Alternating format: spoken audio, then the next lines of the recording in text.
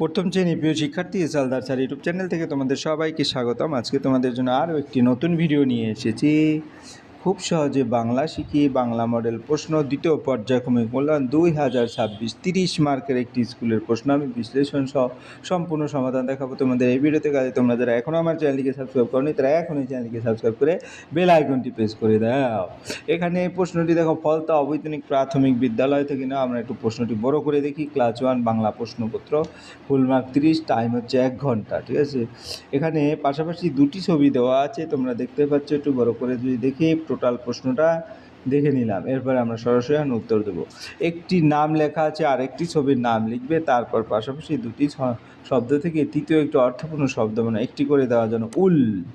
হ্যাঁ, আমরা তোমাদের এটা কি যদি একটু দেখাই দেই, এই রস্যু ট উট মিলে হয় উট, এখানে উট লেখা আছে। ঠিক আছে, এরকম করে বাকি যে অক্ষরগুলি আছে সেখান থেকে তোমাদের বানিয়ে বানিয়ে উত্তরটা দিতে হবে। হ্যাঁ, তাহলে আমরা উত্তরটা যদি দেখি, এটা আসলে মাছি আর এটা হচ্ছে কাঠ। এখান থেকে নিয়ে আমি যদি এটাকে তোমাদের একটু দিয়ে দাগ করে দিই, এই যে ময়াকার আর এখানে এই যে ঠ, এটা অর্থাৎ মাঠ, তোমরা এভাবে লিখে দেবে। ঠিক আছে, এর পরের প্রশ্ন যদি আবার একটু দেখি, এটা ফুল আছে আর এটা টিয়া আছে। হ্যাঁ, তাহলে এটা তোমরা অনেক কিছু আমি মুখে মুখেও বলবো, সেগুলো ফুল আর টিয়া, এটা কিন্তু ফুলিয়া একজনের নাম, অর্থাৎ আমরা এখানে হ্যাঁ। তবে তোমাদের আর একটা জিনিস লিখলে ভালো হয়, যেমন এখানে ফুটি, ফুটি একটা ফলের নাম, ফুটি ফরস্যু টরসিকারেটি, ফুটি এটাও লিখলে তোমাদের হবে, কিন্তু ফুটি একটি ফলের নাম, ফুলিয়া না লিখে ফুলিয়া একজনের নাম, সেটাও হতে পারে। যাই হোক, তারপরে কাঠ আছে, কলা আছে। হ্যাঁ, এটাকে যদি আমরা দেখি, এটাকে আমরা এভাবে না লিখে লটাকে যদি বাদ দিই, অর্থাৎ কাক একটা পাখির নাম, সেটাও কিন্তু হয়। কাজে আমরা যদি এটাকে আমরা এই যে লটাকে যদি বাদ দিয়ে দিই, তাহলে কয়াকার কাক। ঠিক আছে, এভাবে তোমরা কাক, হ্যাঁ, কাকলা না লিখে। যাই হোক, এই 1 নম্বরের প্রশ্নটা তোমরা দেখে নিলে। এরপরে আমরা যাব 2 নম্বরের প্রশ্ন। 2 নম্বরের প্রশ্নে কি আছে? 2 নম্বরের প্রশ্নে এলোমেলো বর্ণগুলোর সাজিয়ে শব্দ তৈরি করে ডান দিকের ছবির সঙ্গে মিল করো। তাহলে আমরা যদি একটু মিলাই দেখি, এটা গোলাপ, পলা গো অর্থাৎ গোলাপ, এটা কৃষক। ঠিক আছে, আমরা যদি একটু দেখি, এটা গোলাপ, এটা কৃষক, এটা খরগোশ, এটা ছাতি বা ছাতা। ঠিক আছে, তাহলে আমরা দেখি এরকম ছাতি বা ছাতা। তাহলে আমরা এখান থেকে কিন্তু আমরা মিলিয়ে দেখাতে পারি। একটু দাগ টেনে দেখিয়ে দেই, এটা গোলাপ, গোলাপ কোথায় আছে? এই যে গোলাপ আছে, অর্থাৎ এটার সাথে কৃষক, কৃষক আছে এখানে, খরগোশ আছে এখানে, এবং ছাতি, এটা হাতি, এখানে যদি হাতি লিখি, হাতি আছে এখানে, আর ছাতি লিখলে আমব্রেলা। ঠিক আছে, যাই হোক, এরকম করে তো কিন্তু তোমরা উত্তরটা দিয়ে দেবে। এরপরে আমরা চলে যাব 3 নম্বরের প্রশ্ন। 3 নম্বরের যে প্রশ্ন আছে, সেই প্রশ্নে কি আছে বলা আছে? 3 নম্বর, ওই সহজ পাঠ অবলম্বনে নিচের ফাঁকা জায়গা পূরণ করো। চারিদিক ড্যাশ ঝিকিমিক হবে, তারপরে ড্যাশ বয়, বায়ু বয়, বনময়, এরকম করে আমরা উত্তরটা দেখি। যদি এই যে চারিদিক, চারিদিক বনময় হয় না, অর্থাৎ আমরা এটাকে একটু লিখে দিচ্ছি, চারিদিক হচ্ছে ঝিকিমিক। হ্যাঁ, এখানে ঝিকিমিকি লিখবে, ঝিকিমিকি, ঝিকে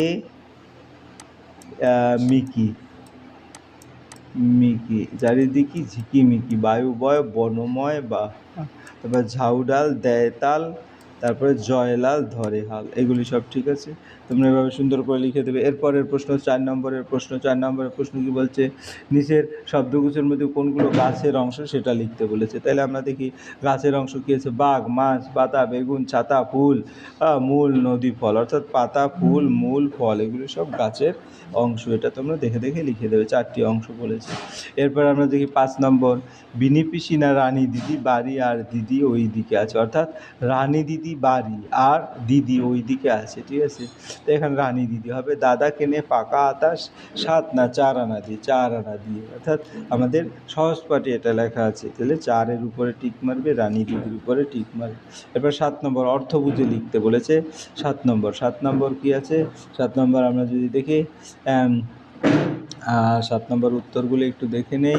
7 নম্বর অর্থ বুঝে, যেমন মাছ নাশ হয় না, মাছ জলে থাকে, আর আমি পাহাড় কাটাই না, আমি পাহারা দিই। এভাবে তোমরা সুন্দর করে লিখে দেবো, অর্থাৎ আমি পাহারা দেই, এই যে দেয়, তারপরে মাছ সাঁতার কাটে, সাঁতার দেয় অথবা সাঁতার কাটে, এই যে কাটে, তারপরে তোমার চাল ধোয়া হয়, তারপরে চাল দেওয়া হয়, কুকুর ঘেউ ঘেউ করে, হ্যাঁ, কুকুর পাহারা দেয়, কুকুর পাহারা দেয়, এভাবে আমরা উত্তরগুলি দিতে পারি, ঠিক আছে। কুকুর পাহারা দেয়, তাহলে আমরা এভাবে উত্তরগুলি দিয়ে দেবো। এরপর 8 নম্বরের প্রশ্ন যদি দেখি, বাবার বাবাকে তুমি কি বলে ডাকবে? বাবার বাবাকে দাদু বলে ডাকবো। হাসানের বাড়ি কোথায়? হাসানের বাড়ি, আমি পরে উত্তর দিচ্ছি। ছোট নদীতে কোন মাসে হাঁটু জল থাকে? ছোট নদীতে আষাঢ় মাসে হাঁটু জল থাকে। খালে বক কী ধরে? খালে বক মাছ ধরে। আশা দাদার ভাইয়ের নাম কি? কালা। আশা দাদার ভাইয়ের নাম কালা। হ্যাঁ, আমরা যদি দেখি এখানে হাসানের বাড়ি, পাঠ্যাংশে হাসানের বাড়ি নদীর ধারে লেখা আছে, এই কারণ এখানে দেখো হাসানের বাড়ি নদীর ধারে, এই কথাটা বলা আছে, পাঠ্যাংশ থেকে নেওয়া ভোরের পাঠ যে অপশন। যাই হোক, এই ছিল এই ভিডিওর সামগ্রিক আদ্যপান্ত। আশা করি ভিডিওটি মনোযোগ সহকারে দেখলে ফুল প্রশ্নে কিন্তু ক্লিয়ার বুঝতে পারবে। পরিশেষে বলবো, ভিডিওটি দেখার জন্য অসংখ্য ধন্যবাদ। ভিডিও ভালো লাগলে লাইক কমেন্ট শেয়ার করতে ভুলবে না। আজ এই পর্যন্তই, वीडियोस ধন্যবাদ बनाने हैं, फिल्मोरा है সবাইকে। ना।